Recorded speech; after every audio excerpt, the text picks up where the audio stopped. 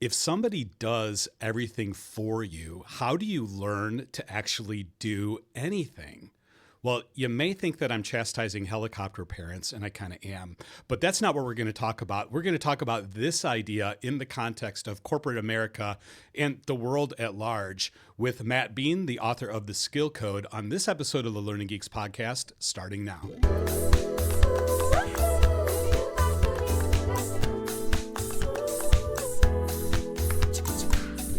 Hey, everybody. Welcome. Hey, guys. Welcome.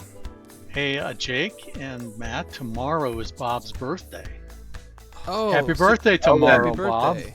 Thanks, 35? Dana. On the day that I'm recording this, yes, I turn 35 tomorrow. Again? Yeah. No, You know what? I like to say, it's always fun to get carded when you get this old, but I like to say, do I get an extra drink for every lap on 21 that I've done? So I'm getting closer and closer to that second lap. No, I'm fine with my birthday. I like my birthday. I will be 58 tomorrow. So what are you doing? Well, yeah. That's a really good question. This is probably the most impressive sounding birthday celebration that you've ever heard coming out of me. Is I am waking up very early and driving up to Santa Monica to participate in the Santa Monica Venice Christmas run. I'm going to do a 10K tomorrow because it fits nicely with my half marathon training schedule. And then Sherry's in a all day workshop tomorrow, so I'll probably go to Disneyland like I usually do on my birthday. That's the plan. Nice. That's the plan. That's But a yeah, lot of I'm fun. getting That sounds up like and a running Bob birthday. 6 miles. Yeah. So Yeah, that's that sounds like a Bob plan. Yeah. Bob birthday. So that's really good. So And then you have another half marathon planned? I do. Yeah, the January Disneyland half marathon I will do, and I'm planning on doing the November wine and dine at Disney World again next fall, so that I can get That would be a good one. I can get the Coast to Coast Challenge medal, which is really, because Disney doesn't have enough of my money. Did they completely stop the Star Wars one?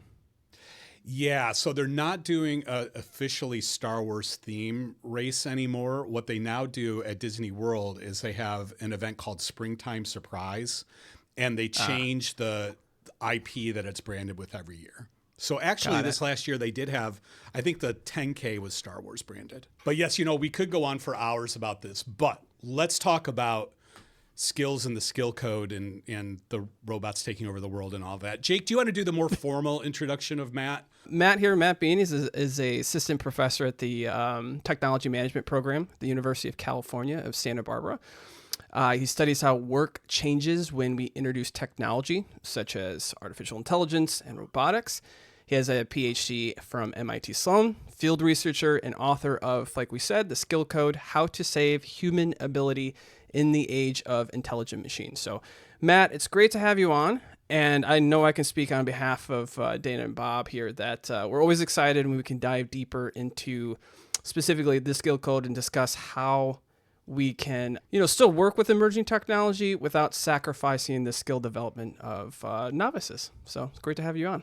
But delighted to be here. I've been on easily more than 40 podcasts since the book started, and I would single this one out as something I have been looking forward to for a long time because it's one thing the book's for a broad audience, right? Its core audience, we can talk about the content, obviously, is folks who are touching L&D, concerned with matters of skill development in organizations and so on. But the white hot center is this sort of L&D professional who has built their entire career towards serving both as a sort of instrument of skill development in organizations, but also the architect. And this is ground zero for that, right? There's very, very few places where I can nerd out to the degree that I will with you gentlemen on this topic. So really looking forward to it. That's great. So Matt, let's just talk about, maybe dive right into it. Give us a high level overview of the skill code without, of course, giving too much away because we want people to read the book. And then also maybe how you even got into this, what got you on the path of the book and the work before. Yeah, I'm going to flip those two. I think it's more fun. So the one way of answering the why and did I end up in this direction is that you could trace back to say maybe when I was 7 or 8. right around there, maybe even 5, I started to consume science fiction and anything to do with technology just absolutely voraciously. So there's the tech angle. And from there on forward, the latest computer, anything to do with tech, I just inhaled. That was my function as a human being. And now I solve everyone's tech problems by turning things off and turning them back on again. And they go, wow. So there's that trajectory. But the other is that both my parents were educators. And in particular, my dad was starting what was back then known as an alternative high school when I was, maybe 10, 11 through 15. And then at around 14, 15, he and my mom got into real estate and flipping properties. And so he became a general contractor. So what that meant practically is that the first chunk of my becoming a persondom, my materials were on the coffee table and open discussion about what is learning, how does it happen, and how can we rebuild it from scratch to serve kids who have not been served by society. Mm-hmm. And so Pedagogy of the Oppressed was a chat coffee table topic. And I read that book when I was 11. And so on. Leo Buscaglia tapes were everywhere, and I was listening to those. And just for kicks. And then I got to watch construction crews build homes and rehab them and help out on sites over about 4 years, learning to do everything from driving a backhoe to hanging drywall to fishing wire and so on. And so that sort of learn by doing thing, watching how people learn on the job, really rhymed with the basic canon of research about how people actually learn stuff, which is by solving problems with people who know more than they do. It was only later that I started to encounter all the literature about training and formal learning and books knowledge and so on, and that just did not rhyme. So that's a sort of those two vectors started for me really early. And then when I applied for a doctoral program, I ended a perfectly serviceable consulting career to go back to school. And I'm dating myself now a little bit by saying I was doing executive team facilitation at retreats when the BlackBerry hit the scene. And that instantly transformed how conversations occurred, problems got solved, information got shared, how people treated each other. And then I started to read about, that was right around when Kurzweil started to throw out some of his books about the age of spiritual machines. And of course, I read those, half my brain skeptical, half not. But my wife one day, to her great credit, just said, "You're pacing the living room these days quite often, just talking about AI and the future of work and humanity, and that your profession has a half-life and all the rest of this. Why don't you just apply to school?" And I said to her, "This is a terrible time for that." I was a partner in a consulting firm. She was starting her own business, and she sort of did this puppy dog look at me and went, "When's a better time?" Right. Nice. Damn it. She was right. So I applied, and then MIT let me in. I showed up, and within 6 months, I said, "Robots and AI and work, and how people build skill and learn." And they all went, "What?" Sure. MIT's that kind of place. They just said, okay. So from there on in, I've done only studies to do with how people build skill at work as organizations and as individuals, occupations toss new advanced tech into the work mix. But I think it's fair to say, only in retrospect, that as I look back at my whole life, it's kind of, my career has been pretty twisty and turny, but actually the thread of learning and technology has always been there. So Matt, one of the things that the introduction of BlackBerry changed also was the phone lines at conferences for people waiting to pick up and call Octel, right? Yeah, exactly. We only have 10 minutes and there's 80 people in one line. Standing in the line, exactly. Yeah. Anyway, Dana and I were right there with you. Jake was, I think, still in junior high at that time, but maybe elementary school. I'm not sure. I can't remember. When was BlackBerry released? I can't remember. Let's see. That would have been 89, 80, something in the 80s. No way. Definitely not the 80s. No, I mean, sorry. When I say BlackBerry, I'm talking about the one with the physical keyboard. Yeah, you're talking about the keyboard. Okay. Yeah. So that was probably 2002. We'll get our crack research staff on it there. Yeah. Just graduating high school. Just ask ChatGPT. Now, On the book. So to answer your question directly, right? So I've been doing research of the kind I described for more than 12 years now, and it was after I got off the TED stage, which that was a dizzying and intense privilege to be offered. And I got an email from a buddy and a mentor named Andy McAfee. He's at MIT. And he's like, I think it was a 4-word email, and it said, "So, comma, when's the book? Question mark." Mm. And then I had a couple of senior people who I really respect say, "Under no conditions should you write a book. You don't have tenure yet. That's a very bad idea." And I tend to be pretty oppositional defiant. And so actually those two things together, I was like, the hell with you folks. I'm going to secretly write this book as a project. And for somebody like Andy McAfee, and then I got a few more emails that really kind of turned my head around from folks who are world famous on the back of my book now, who said, be careful, but there's definitely a book here kind of thing. Yeah. Mm-hmm.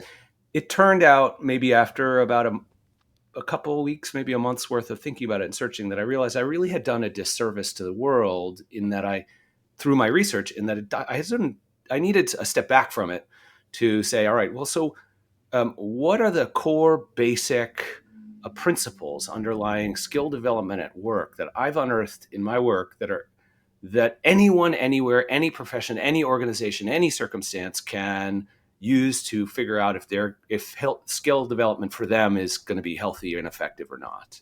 And it was implied in my work, I think, but I realized that I hadn't actually come out and said it. I had an HBR in 2019 that kind of came close, but it just felt very unsatisfying. So I felt like that was a pretty amazing act of service if I could pull it off.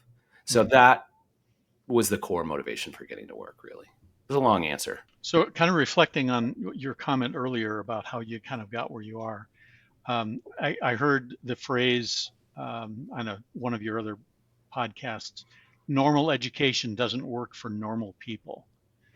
Did that kind of spin off of that experience? Yeah, school was never that great for me, personally. And I think some of that's on me, actually. If I think about it, and I'm really honest with myself, I was quite an entitled and self-centered kid, if I'm being really honest. I was taught that the world was my oyster and that it should obey my every whim and so on in certain ways. And part of that has a pretty dark side, which means like, if I don't care about, you're not entertaining me right now, dear teacher, I'm just going to choose not to read that book or do the homework. And so I'll just do minimal effort and get through your class. And I had to learn accountability sort of in my later teens around sort of getting focused and pushing myself. And even really until after undergrad, I don't think I had that kind of figured out and bolted down. So yeah, I bounced through a number of schools, actually. I landed in a great school for me, a school that had no grades. My graduating class was 16 people, and you call your teacher by their first name and you get to choose your curriculum. Interesting. I functioned very well in that environment. And it was really intense for me because I wanted to learn lots of things. Finally, that was important. But I had a pretty checkered relationship with school. Very interesting. No thanks to my dad, who had pedagogy of the oppressed on the coffee table at 11. But yeah. So when one of the topics I know in your book, you talk, well, there's the 3 C's, right? So you talk about if we're trying to develop skills in this day and age, and again, this isn't just this day and age, but when we think about any time technology comes in, there's changes that does happen. And I think with Gen AI specifically, which that's always what we feel right now, and the rest of AI and so forth. But those 3 C's, we have challenge, complexity, and connection. When we think about development and you talk about the novice and the expert, what do you feel that there is a threat there between the novice when we use more of this tech and technology, that the novice themselves are not getting the chances to develop as effectively as they once did? Like how do you think is that really the biggest threat that you see with technology as new technology emerges? Qualified yes to that. The qualification is that it's not the technology per se that's the problem. It's the way that we use it. It's the way that we market it. And so I can give some specifics on that point. But the short story that I found in all my research, and that's summed up sort of in the middle third of this book, after the skill code. You mentioned the 3 C's. That's the skill code itself. I can talk about that in a second. Okay. The middle part of the book says, look, the way that humanity has built skill, the bulk of, by skill, by the way, this is a slippery term. It's not slippery to me, though, which is your ability to reliably enact valuable behaviors under pressure. So that really doesn't have much to do with anything other than trying to solve a complicated problem with somebody who knows some more than you do, and you learn by doing. The learn by doing research on the job learning kinds of research has been really solid since, say, the 70s.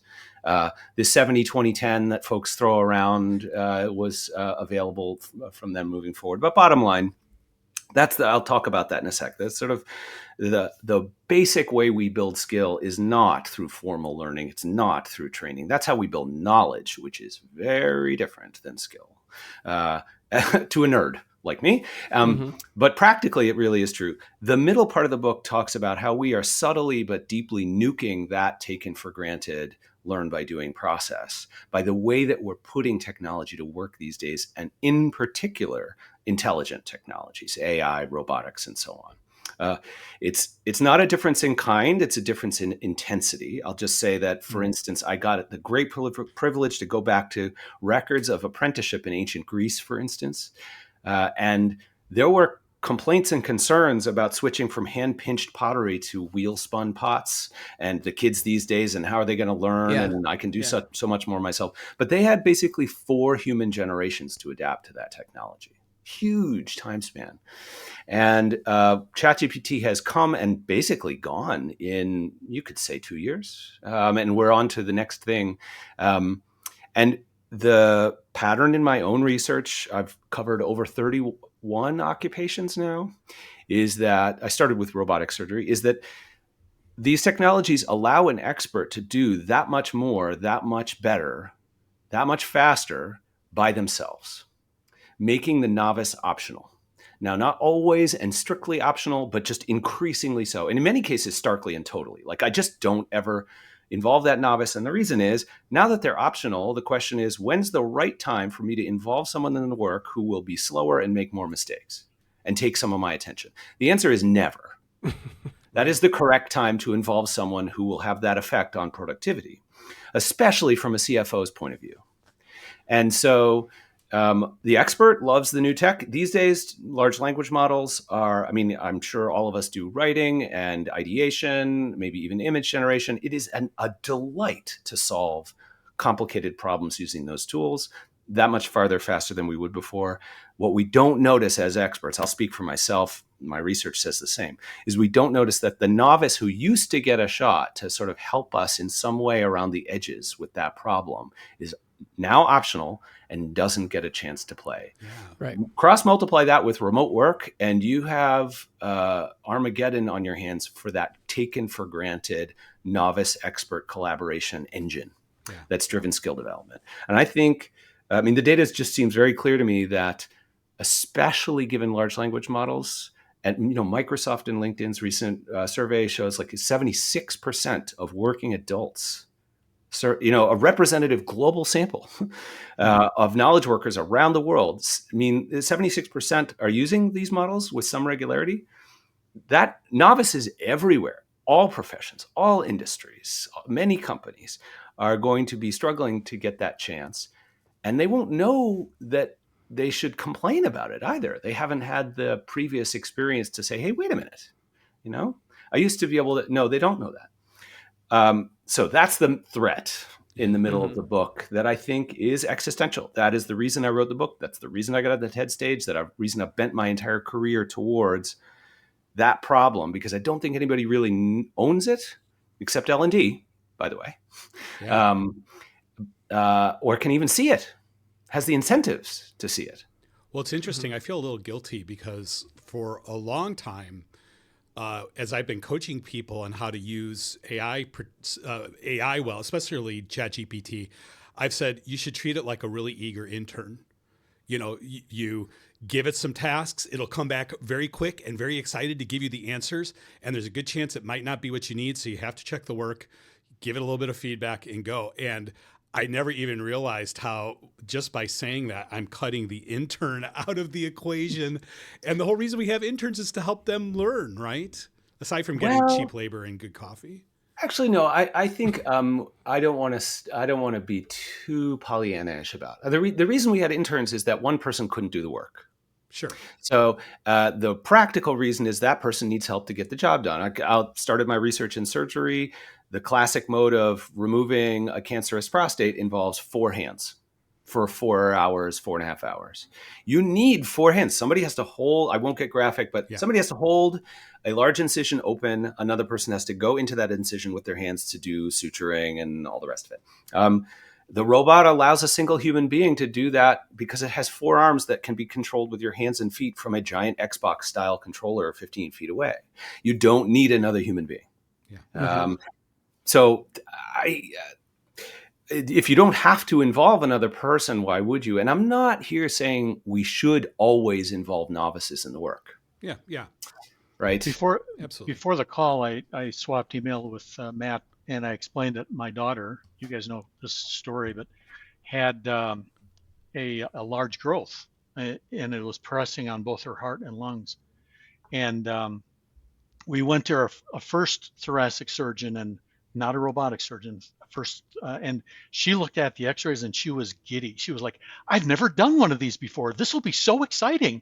And my wife and I were like, you are not going to lay your finger on our daughter. Mm-hmm. And then we did some research, and we were led to a doctor in the Chicago area who was pretty well known for her robotic surgery. She took us in, she showed us the Da Vinci system. She said, it's kind of like playing a video game. She said, but it's serious.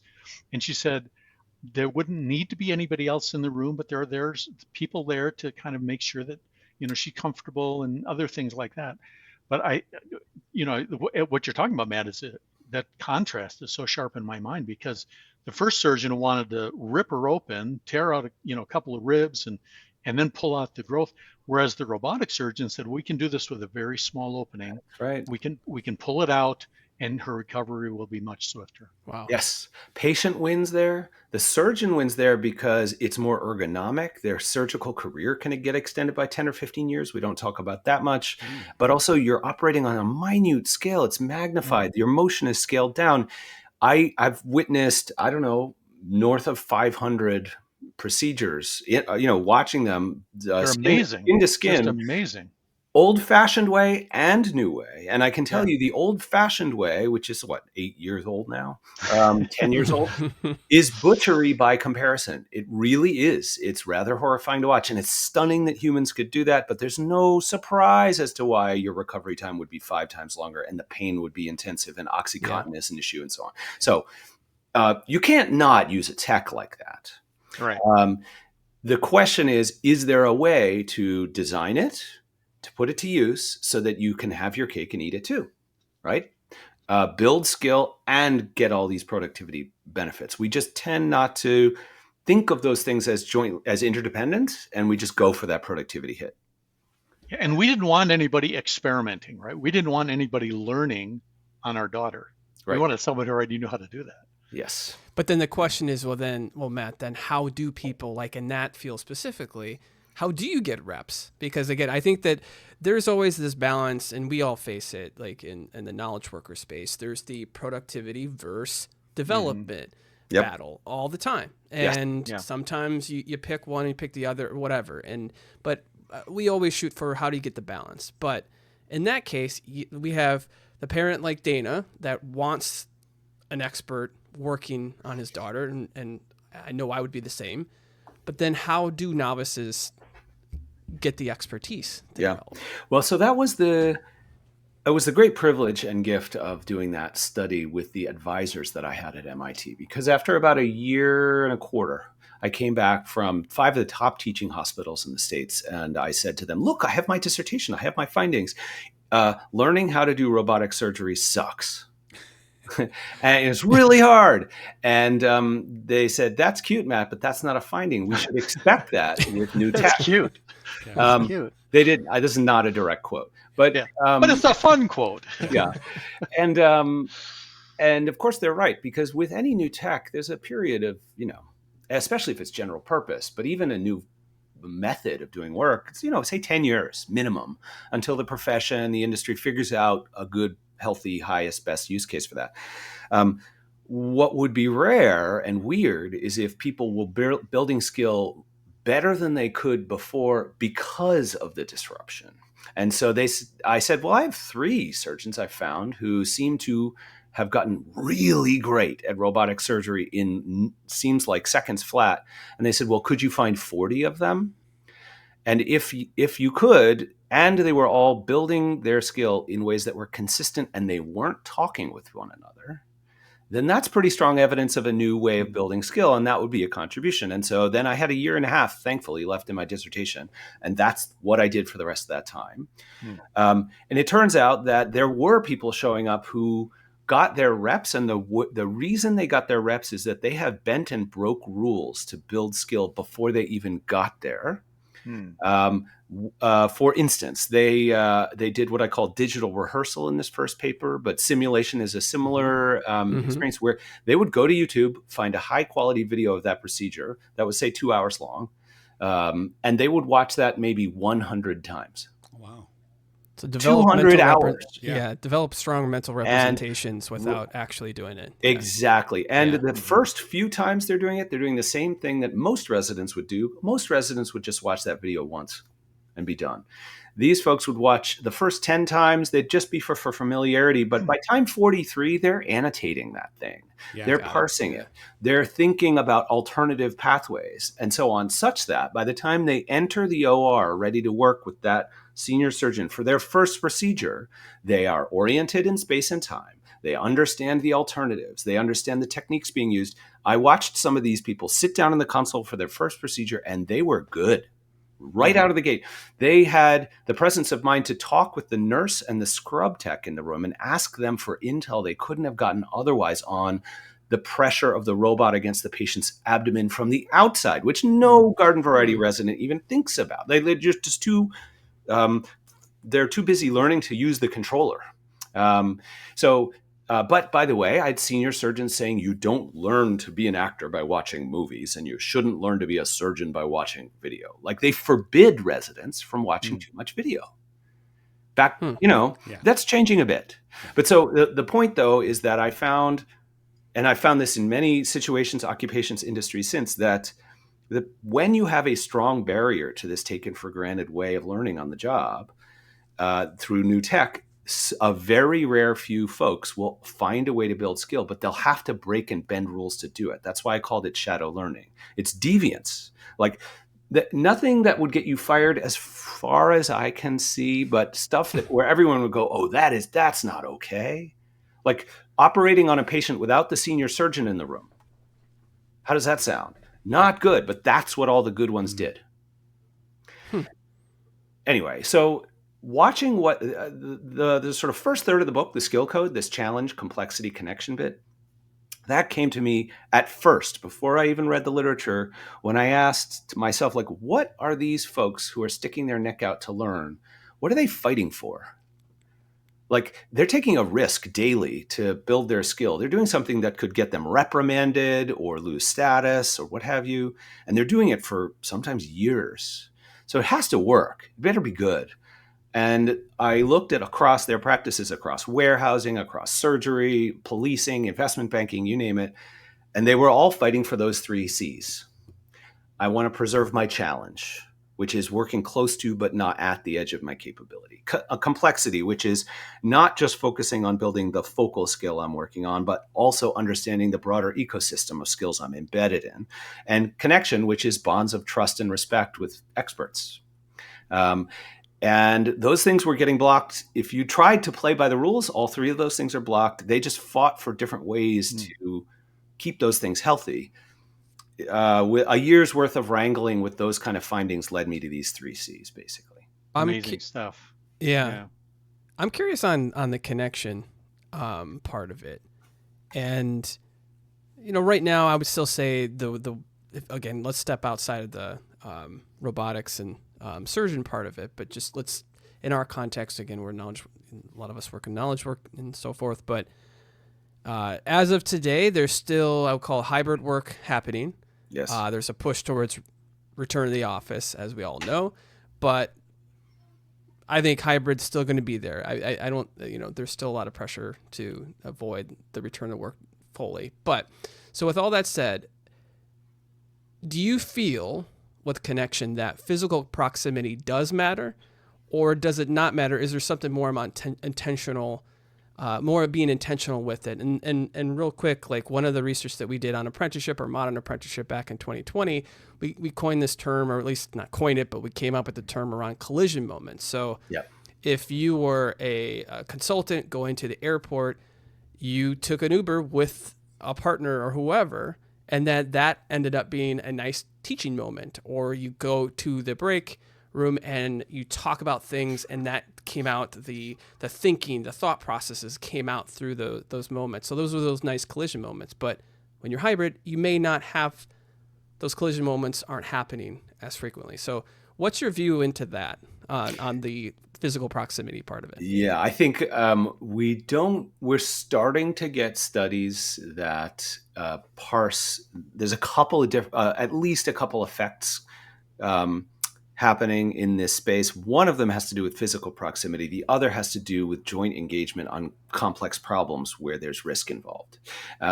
So usually, sometimes those don't co-occur. Actually, the ride in the Uber or the cab's a good example. Like you're not at that moment trying to solve a problem. You just have contact time, and you're just going to hang out and chat and connect.